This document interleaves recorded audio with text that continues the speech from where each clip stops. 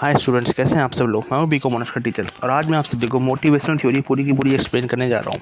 Motivational theory क्या होती है और उसके कितने पार्ट होते हैं वो मैं आपको डीपली एक्सप्लेन करूंगा। सबसे पहले मैं आपको बता दूं, मोटिवेशनल थ्योरी के 4 पार्ट हैं। पहला है Maslow need hierarchy theory, second number पे है Herzberg motivational theory, third number पे है एडम्स इक्विटी थ्योरी और फोर्थ नंबर पे है जो बहुत इंपॉर्टेंट है वो है ब्रूम्स एक्सपेक्टेंसी थ्योरी।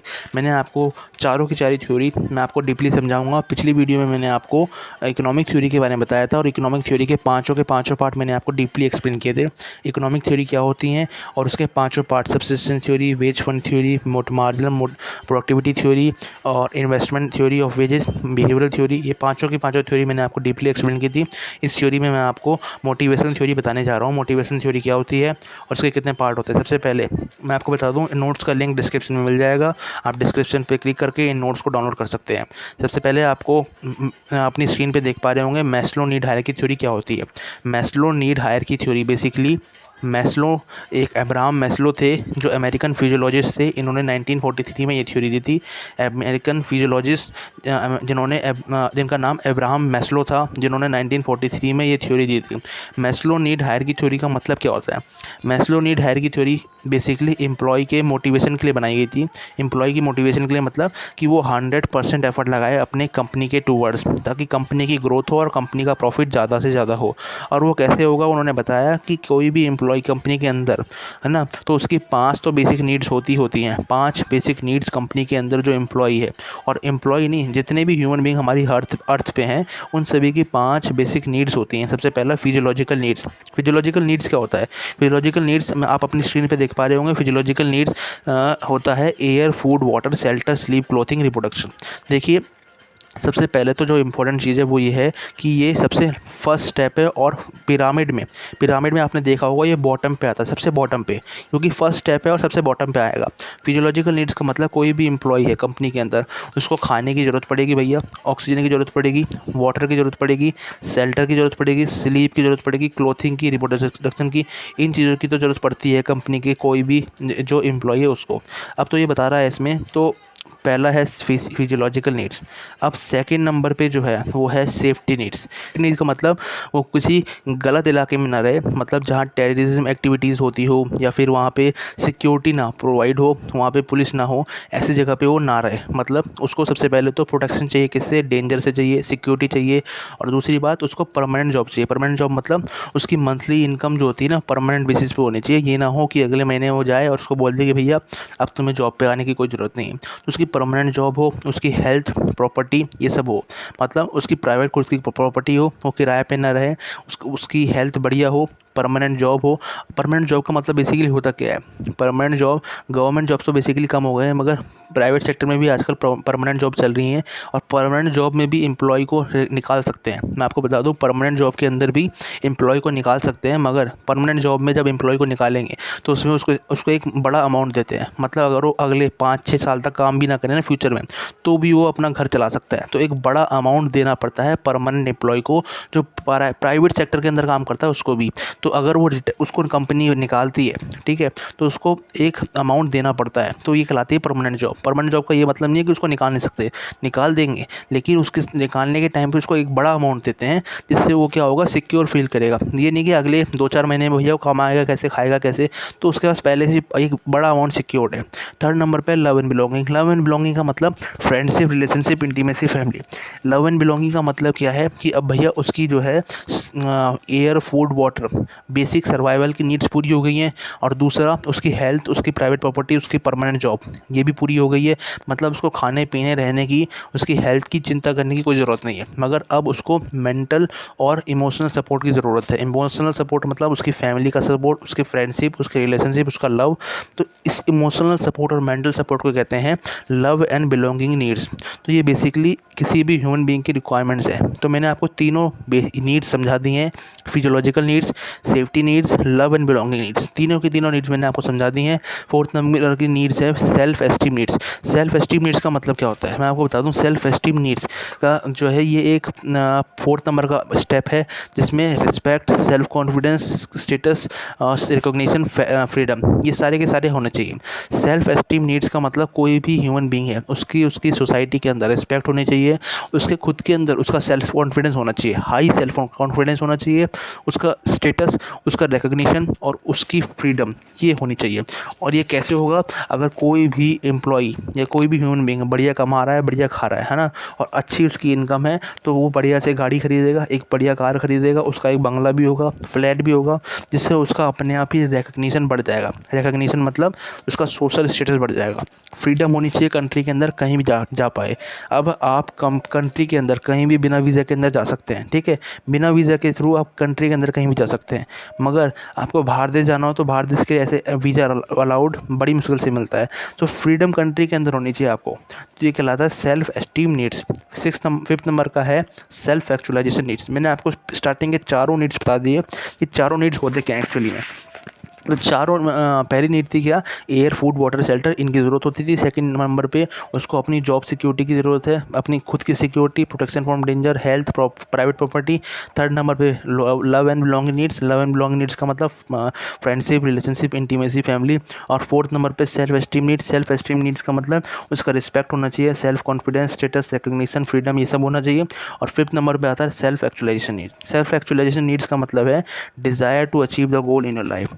इसका मतलब कि जो वो अपना गोल अचीव करना चाहता था, कोई भी एम्प्लॉय या कोई भी ह्यूमन बीइंग, उसका उसकी लाइफ का टारगेट था कि भैया मैं ये बनूंगा, और वो नहीं बन पाया, तो कंपनी को उसमें भी मदद करनी चाहिए। कंपनी कहे कि भैया तुम अपना जो है 100% एफर्ट लगाओ, उसके बदले में आपको जो है आपको जो आपका गोल था उसमें भी कंपनी कंट्रीब्यूट करेगी। सो उसका जो गोल था उसकी लाइफ का, जो उसको म्यूजिशियन बनना होगा, उसको क्रिकेटर बनना होगा, है ना, जो उसका बेसिक गोल था उसमें भी थोड़ा बहुत सपोर्ट होना चाहिए। तो सेल्फ एक्चुअलाइजेशन नीड का मतलब वो अपनी लाइफ में जो बनना चाहता था क्या वो बन पाया है। फोर्थ नंबर में सेल्फ एस्टीम नीड, मतलब उसका लंबी गाड़ी, बढ़िया घर, है ना, खूब पैसे वाला, रिस्पेक्ट, सेल्फ कॉन्फिडेंस हाई हो और फ्रीडम हो कंट्री के अंदर, ऐसा है कि नहीं है। और लव एंड बिलोंगिंग का मतलब लव एंड बिलोंगिंग नीड्स का मतलब उसकी फैमिली का सपोर्ट, फ्रेंडशिप, रिलेशनशिप, लव। और सेफ्टी नीड का मतलब उसका परमानेंट जॉब हो, उसका गुड हेल्थ हो, प्राइवेट प्रॉपर्टी हो, सिक्योरिटी हो, उसको प्रोटेक्शन फ्रॉम डेंजर हो। फिजियोलॉजिकल नीड्स का मतलब air, water, food, shelter, facility, इन सब की फैसिलिटीज़ प्रोवाइडेड हो उसको, ठीक है। ये मैंने आपको पूरा का पूरा मैस्लो नीड हायरार्की थ्योरी समझा दी है, जिसमें मैस्लो भाई साहब जो थे उन्होंने बताया था कि कोई भी ह्यूमन बीइंग हमारी अर्थ के अंदर जो है उसको ये 5 नीड्स की ज़रूरत होती है। आज के मॉडर्न टाइम में, पुराने टाइम में थोड़ा हिसाब अलग था, लेकिन मॉडर्न टाइम में आज के 21st सेंचुरी में इस चीज़ की ज़रूरत होती है, ठीक है। ये बता रहा है this theory is develop to motivate the employees to put the full potential and effort in work. इसका मतलब क्या कह रहा है, आप समझ पा रहे हैं। कह रहा है ये थ्योरी डेवलप हुई थी जिससे कि मोटिवेट कर सके एम्प्लॉयज़ को और वो अपना फुल पोटेंशियल और एफर्ट डाल सके काम के अंदर। क्या कह रहा है ये थ्योरी बनाई गई थी जिससे कि एम्प्लॉयज़ को मोटिवेट कर सकें ताकि वो अपना फुल एफर्ट डालें कंपनी के ग्रोथ के टुवर्ड। तो ये पूरी की पूरी मैस्लो नीड हायरार्की थ्योरी ये बनाई गई थी एम्प्लॉय की मोटिवेशन के लिए, और उनको पता चले कि कंपनी भी आपके लिए इतने बेनिफिट की तरफ काम कर रही है, तो आपको 100% लगाना हो कंपनी ग्रोथ के लिए। सो ये मैंने आपको first Maslow need hierarchy theory बता दी है। अब है हर्ज़बर्ग मोटिवेशन थ्योरी। इसको एक और नाम से जाना जाता है हाइजीन थ्योरी, और एक और नाम से भी जाना जाता है 2 factor theory. Herzberg motivation theory क्या होती है वो आपको समझा देता हूँ। हर्ज़बर्ग मोटिवेशन थ्योरी को एक और नाम से जाना जाता है 2 फैक्टर थ्योरी, क्योंकि इसमें 2 फैक्टर अवेलेबल होते हैं। और एक और नाम से जाना जाता है हाइजीन थ्योरी। और ये किसने दी थी, ये फ्रेडरिक हर्ज़बर्ग ने दी थी 1959 में। मैं आपको बता दूं क्लियरली, ये फ्रेडरिक हर्ज़बर्ग ने दी थी 1959 में। और इसको 3 नाम से जाना जाता है, Herzberg motivation theory, Herzberg hygiene theory और 2 फैक्टर थ्योरी। अब इस थ्योरी में बताया गया जाता है, इस थ्योरी में बताया जाता है कि एम्प्लॉय जो हैं वो 2 फैक्टर के लिए काम करते हैं कंपनी के अंदर। एम्प्लॉय जो हैं वो 2 फैक्टर के लिए काम करते हैं कंपनी के अंदर, एक मोटिवेशनल फैक्टर और एक है हाइजीन फैक्टर। इन 2 फैक्टर की वजह से ही कंपनी के एम्प्लॉयज़ हैं वो काम करते हैं कंपनी के लिए, ठीक है। तो मोटिवेशनल फैक्टर और हाइजीन फैक्टर, और ये जो फैक्टर डिसाइड हुए हैं, है ना, ये 2 फैक्टर रिजल्ट जो बनाया है ये फ्रेडरिक हर्ज़बर्ग ने, ये कैसे बनाया है, उसने कंपनी के 200 स्टाफ मेंबर से 200 स्टाफ से उन्होंने पूछा कि भाई आपको क्या कंपनी के अंदर अच्छा लगता है और क्या कंपनी कंपनी के अंदर बुरा लगता है। उन्होंने जो 200 मेल या फीमेल एम्प्लॉयज़ थी उनसे पूछा, प्रोफेशनल जो थे उनसे पूछा कि आपको कंपनी के अंदर क्या अपनी अपनी जॉब के अंदर क्या अच्छा लगता है, क्या बुरा लगता है। सो रिस्पॉन्स जो आया उससे उन्होंने 2 फैक्टर क्रिएट किए। पहला है मोटिवेशनल फैक्टर। मोटिवेशनल फैक्टर मतलब उनका इंसेंटिव, उनका बोनस, उनके क्या कहते हैं, हर उनका रिवॉर्ड। और वो कैसे बढ़ेगा, अगर वो अपनी परफॉर्मेंस बढ़ाते हैं तो उनको इंसेंटिव, बोनस, रिवॉर्ड, है ना, तो ये सब मिले। और हाइजीन फैक्टर मतलब उनकी सैलरी, उनकी जॉब सिक्योरिटी, उनका वर्किंग कंडीशन, उनका सुपरविज़न, कंपनी की पॉलिसी, ये हाइजीन फैक्टर। तो ये 2 फैक्टर जो है रिस्पॉन्सिबल है एम्प्लॉय की कंपनी के अंदर काम करने के लिए। तो हर्ज़बर्ग ने बताया, फ्रेडरिक हर्ज़बर्ग ने 1959 के अंदर, कि अगर कोई एम्प्लॉय कंपनी के अंदर काम करता है वो 2 फैक्टर की वजह से काम करता है। पहला मोटिवेशनल फैक्टर। मोटिवेशनल फैक्टर को 3 नाम से जाना जाता है। मैंने आपको हर्ज़बर्ग मोटिवेशन थ्योरी के बारे में बताया। जो हर्ज़बर्ग मोटिवेशन थ्योरी 3 नाम से जानी जाती थी। पहला है हाइजीन थ्योरी, दूसरा है हर्ज़बर्ग मोटिवेशन थ्योरी और तीसरा है 2 फैक्टर थ्योरी। ऐसी सेम मोटिवेशनल फैक्टर को भी 3 नाम से जाना जाता है। मोटिवेशनल फैक्टर को भी 3 नाम से जाना जाता है। Intrinsic factor, satisfier. Intrinsic factor, satisfier और मोटिवेशनल फैक्टर। अब ये होता क्या है, इसका मतलब कंपनी के एम्प्लॉय को अगर अचीवमेंट होगा, अगर उसका रिकग्निशन होगा और रिस्पॉन्सिबिलिटी होगा, ये कैसे होगा, अगर वो कंपनी के अंदर कोई परफॉर्मेंस अच्छी दिखाता है तो उसके बदले में उसको रिवॉर्ड मिले, उसको इंसेंटिव मिले, उसको बोनस मिले। अगर वो बढ़िया से काम करता है तो उसको एम्प्लॉय ऑफ द मंथ बताया जाए। एम्प्लॉय ऑफ द मंथ आता है ना, कि इस महीने सबसे बढ़िया काम किसने किया, है ना, तो एम्प्लॉय ऑफ द मंथ मिले। और उसके साथ साथ, है ना, उसको बेटर परफॉर्मेंस करने पे उसको उसकी सैलरी थोड़ी सी बढ़ा दी जाए। तो ये अचीवमेंट्स होती हैं और ये कुछ उससे क्या हो, उसका रिकॉग्निशन बढ़ेगा कंपनी के अंदर। और उसको थोड़ी सी एक्स्ट्रा रिस्पॉन्सिबिलिटी दे दें, भैया तुम्हारे को और रिस्पॉन्सिबिलिटी दी है, जैसे अब तुम्हारा जो रिकॉग्निशन है कंपनी के अंदर वो और बढ़ जाएगा। तो ये मोटिवेशनल फैक्टर है, जिससे कंपनी के जो एम्प्लॉयज़ हैं वो मोटिवेट हो जाते हैं काम को कंप्लीट करने के लिए, टास्क को 100% अपना एफर्ट डाल के कंप्लीट करने के लिए। और इनके डिक्रीज़ होने से, अगर कंपनी के अंदर बोनस, रिवॉर्ड, है ना, और कंपनी के अंदर जो रिवॉर्ड है, बोनस है और ये प्रॉफिट है, ये डिक्रीज़ होगा, तो क्या होगा, कंपनी के अंदर एम्प्लॉय का सेटिस्फेक्शन लेवल भी डिक्रीज़ होगा। अगर ये इंक्रीज़ होगा तो सेटिस्फेक्शन लेवल भी इंक्रीज़ होगा। समझे, एम्प्लॉय कब सेटिस्फाई होगा, अगर उसके काम के बदले उसको प्रॉपर बोनस, रिवॉर्ड्स, है ना, और ये क्या मिलेगा, उसका अचीवमेंट और रिस्पॉन्सिबिलिटी होगी। तो ये मोटिवेशनल फैक्टर बताता है। अब नेक्स्ट नंबर का फैक्टर है हाइजीन फैक्टर। हाइजीन फैक्टर को एक और नाम से जाना जाता है एक्सटेंशन फैक्टर और डिससेटिस्फायर। ठीक है, हाइजीन फैक्टर को एक और नाम से जाना जाता है हाइजीन फैक्टर और डिससेटिस्फायर और एक्सट्रिंसिक फैक्टर भी कहते हैं। तो मैंने आपको हर्ज़बर्ग मोटिवेशनल थ्योरी के बारे में बताया, किसने दी थी, फ्रेडरिक हर्ज़बर्ग ने 1959 में दी थी। इसको 3 नाम से जाना जाता है, 2 फैक्टर थ्योरी। और 2 फैक्टर थ्योरी क्यों कहते हैं, क्योंकि इसमें 2 फैक्टर है, मोटिवेशनल फैक्टर, हाइजीन फैक्टर। और इसको एक और नाम से जाना जाता है हाइजीन थ्योरी। ठीक है, तो मैंने आपको पूरा समझा दिया है ये। अब हाइजीन थ्योरी क्या होता है, हाइजीन थ्योरी लास्ट है इस थ्योरी में। इसमें बता रहा है एम्प्लॉय को salary, job security, working condition, supervision और कंपनी की पॉलिसी बढ़िया मिलनी चाहिए। मतलब अगर सैलरी अच्छी मिलेगी काम करेगा, जॉब सिक्योरिटी मिलेगी काम करेगा, वर्किंग कंडीशन सही मिलेगी काम करेगा, और कंपनी की पॉलिसी ऐसा ना हो कि उसका जो सैलरी है वो बढ़ा ही ना। मतलब साल जितने साल ज़्यादा साल वो कंपनी के अंदर काम करेगा तो उसके साथ साथ कंपनी की जो सैलरी है ना, एम्प्लॉयज़ की सैलरी है वो इंक्रीज़ होती है।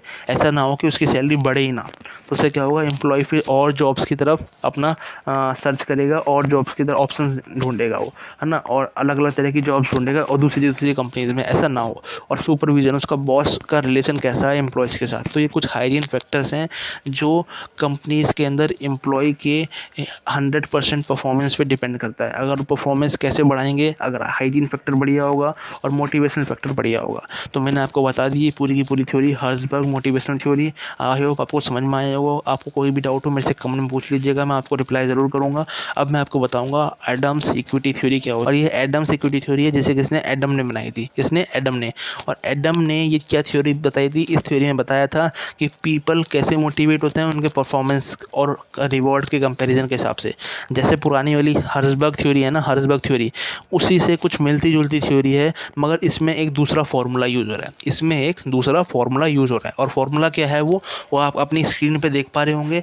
My output divide by my input equal to other output divide by other input, ये एक फॉर्मूला है। तो मैं आपको पूरा पहले थ्योरी समझा देता हूँ होती क्या है।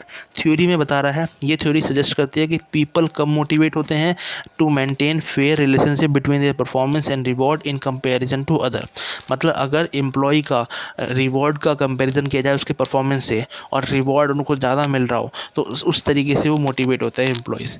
एडम्स थ्योरी के बारे में बताया गया है कि एम्प्लॉय कब मोटिवेट होते हैं, अगर उनको उनके रिलेशनशिप में मतलब उनके परफॉर्मेंस और रिवॉर्ड की रिलेशनशिप अच्छा हो, रिवॉर्ड ज़्यादा मिले और परफॉर्मेंस जितना कर रहे हैं ना, तो उससे क्या होगा, एम्प्लॉय मोटिवेट होंगे। और इसमें बता रहा है एम्प्लॉय क्या करते हैं, सबसे पहले एम्प्लॉय जो है ना 2 तरीका इस्तेमाल करता है। पहले तो वो अपने रिज़ल्ट को मतलब अपनी सैलरी को अपनी परफॉर्मेंस से कंपेयर करता है। अपनी रिवॉर्ड को, रिवॉर्ड सैलरी सेम ही होता है, ठीक है। रिवॉर्ड का मतलब भी, सैलरी का मतलब भी, अपने रिवॉर्ड को अपनी परफॉर्मेंस से चेक करता है और फिर वो अपनी परफॉर्मेंस को अपने रिवॉर्ड से चेक करने के बाद दूसरे की परफॉर्मेंस को दूसरे के रिवॉर्ड से चेक करता है। समझ में आ रहा है? कोई भी डाउट हो कमेंट में पूछ लेना। अपने परफॉर्मेंस को अपने रिवॉर्ड से चेक करना और फिर दूसरे की परफॉर्मेंस को दूसरे के रिवॉर्ड से चेक करना। फॉर एग्जांपल, अगर कोई एम्प्लॉय चार्टर्ड अकाउंटेंट है, उसको सैलरी मिल रही है 1 लाख रुपए और दूसरा वाला बंदा बीकॉम ऑनर्स करके नौकरी कर रहा है, दूसरा वाला बंदा बीकॉम ऑनर्स करके नौकरी कर रहा है और उसको सैलरी मिल रही है 20,000 रुपये। बीकॉम ऑनर्स करके 20,000 रुपये मिल रही है, बहुत बड़ी बात है। तो बीकॉम ऑनर्स करने पे वो अपनी रिजल्ट को देख रहा है, भैया कि मेरा जो इनपुट था, इनपुट ये जो क्वालिफिकेशन होती है ना, ये भी इनपुट की तरह ही काम करती है। ये क्वालिफिकेशन इनपुट की तरह काम करती है कि मेरा इनपुट क्या था, बीकॉम ऑनर्स, उसका इनपुट क्या है, चार्टर्ड अकाउंटेंसी, और उसकी सैलरी कितनी है, 1 लाख रुपये, मेरी सैलरी कितनी है, 20,000 रुपये। दोनों में कितना डिफरेंस है। तो इससे कई बार वो डीमोटिवेट हो जाता है। तो उसको बताना होता है कि तुम्हारी किस फैक्टर की वजह से तुम्हारी कितनी सैलरी बन रही है। तो यहाँ पे एम्प्लॉयर चेक करता है भैया कि औरों के जो इनपुट और आउटपुट है ना, उसमें कितना डिफरेंस है। यहाँ पे एम्प्लॉयर ही कई बार देख लेता है। तो उससे क्या है, एम्प्लॉयज़ को कोई डिससेटिस्फेक्शन ना हो। तो आप अपनी स्क्रीन पे फॉर्मूला देख पा रहे होंगे कि फॉर्मूला क्या है, my output divide by my input equal to others output divide by others input. और इसका एक इनइक्विटी का भी फॉर्मूला होता है। मतलब अगर मेरा आउटपुट मेरे इनपुट से, मेरा आउटपुट को जब डिवाइड करेंगे मेरे इनपुट से और वो किसी और के इनपुट से बराबर ना हो, जो मैंने बीकॉम ऑनर्स और चार्टर्ड अकाउंटेंसी वाला एग्जांपल दिया था, ये इनइक्विटी में लागू होता है। इक्विटी में लागू ये होता है, अगर मैंने बीकॉम ऑनर्स कर रखी है, मेरी सैलरी 20,000 रुपये है, दूसरे वाले ने बंदे ने भी बीकॉम ऑनर्स कर रखी है, उसकी सैलरी भी 20,000 रुपये है। तो अगर दोनों इक्वल है तो ये इक्विटी कहलाता है। ये क्या कहलाता है, इक्विटी कहलाता है। और अगर मैंने बीकॉम ऑनर्स कर रखी है, मेरी 20,000 रुपये है, दूसरे ने सीए कर रखा है, उसकी 1 लाख रुपये है, तो ये इनइक्विटी कहलाता है। क्या कहलाता है, इनइक्विटी कहलाता है। आप अपनी स्क्रीन पे देख पा रहे होंगे, कोई भी डाउट हो कमेंट पूछ लेना। एग्जाम्पल मैंने एमबीए वाला लिखा है, एमबीए वाला जो मेरे को नोट्स में जो मिला था मैंने वही उठा के लिख दिया यहाँ पे, लेकिन कोई डाउट हो कमेंट में पूछ लेना। अब इसके कंसिक्वेंसेस क्या होते हैं, कंसिक्वेंसेस मतलब परिणाम। परिणाम क्या होता है, पहला परिणाम ये है, तो वो जो एम्प्लॉय है ना, वो भाई साहब अपना जो है आउटकम चेक करता है। आउटकम मतलब अपना पहले पे ग्रेड, मतलब वो अपना आउटकम बढ़ाने के बारे में सोचता है कि मैं अपना आउटकम बढ़ाऊंगा कैसे। अपना या तो मैं पे ग्रेड बढ़ा लूँ या फिर अपना प्रमोशन कर लूँ।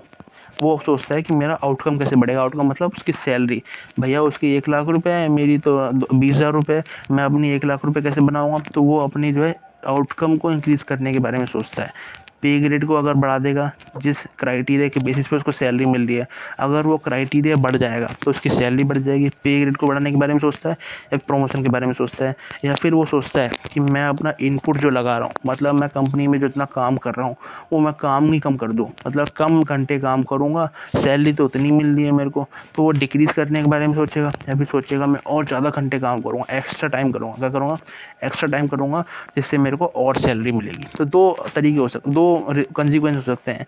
या तो वो सोचे कि भैया मैं अपना पे ग्रेड बढ़ाऊंगा, प्रमोशन करूंगा, या फिर वो सोचे कि मैं अपना और घंटे काम करूंगा जिससे मेरी सैलरी बढ़े, या फिर कम घंटे काम करूंगा, सैलरी तो उतनी मिल रही है ना। और तीसरा वाला क्या है कि वो कंपनी छोड़ देगा, दूसरी कंपनी की तरफ जाएगा। क्या करेगा, कंपनी छोड़ देगा, दूसरी कंपनी की तरफ जाएगा, find another more equitable job.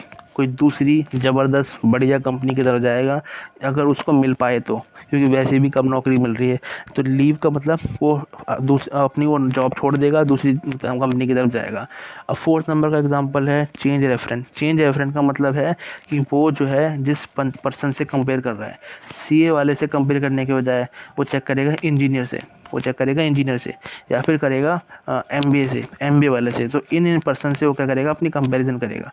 वो जिस वाले से अपना कंपैरिजन कर रहा था ना दूसरे पर्सन से, उसको बदल कर किसी दूसरे से करेगा। तो इसे कहते हैं चेंज रेफरेंस। चेंज रेफरेंस मतलब जिससे कंपैरिजन कर रहा था अब किसी और से करेगा। व्रूम एक्सपेक्टेंसी थ्योरी होती क्या है? बेसिकली व्रूम, जैसे मैंने आपको पुरानी थ्योरीज के बारे में बताया था, थ्योरी के जो नाम होते हैं, जिस बंदे ने उस थ्योरी को बनाया होता है, जिस भी पर्सन ने उस थ्योरी को बनाया होता है, उसी के नाम पे थ्योरी डाल देते हैं।